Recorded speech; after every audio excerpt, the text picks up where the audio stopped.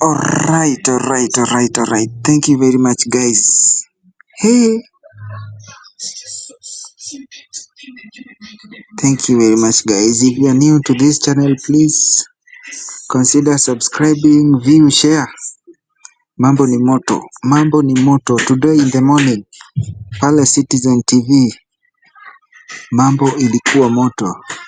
In case you hakusikia what Jalango said, here is what he said. Nairobi is the only city in the world that paka hapa expressway Westland. Ukipata taa street light, kwa kila street light utapata, kabla ujengie expressway nakupa shilingi 1,000 kwa kila street light. Najua hautapata chochote, kumaanisha hiyo pesa nitabaki nayo hapa. Na hiyo ndio entry ya wapi? Ya Nairobi. Unanipata? Afadhali Mombasa Road entry na kama mzuri, Thika Road kulitengenezwa na serikali. Saa hizi tunapozungumza estates ndani ni magiza tu iko. Saa hizi hapa town inafungwa. Unajua Nairobi town hufungwa saa 2 usiku. Unajua Nairobi town inafungwa saa 2 usiku na vijana wanaanza kushikwa saa 2 usiku. Kuna Mheshimiwa Tima alikuwa ananiambia kitambo kulikuwa na sheria ilikuwa inaitwa vagabond.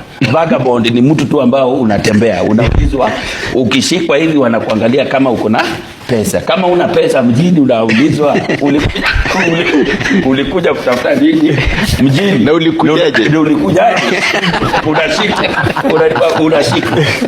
Nairobi is the only city in this world that is closed at 8 p.m. There's no nightlife. There's nothing happening. The economy of Nairobi dies. People actually leave the town. Na unajua pahali kama Dubai, by saa 9 bado watu wamelala. Dubai watu bado wanalala. Usiku inapozidi kuingia ndio watu wanaamka.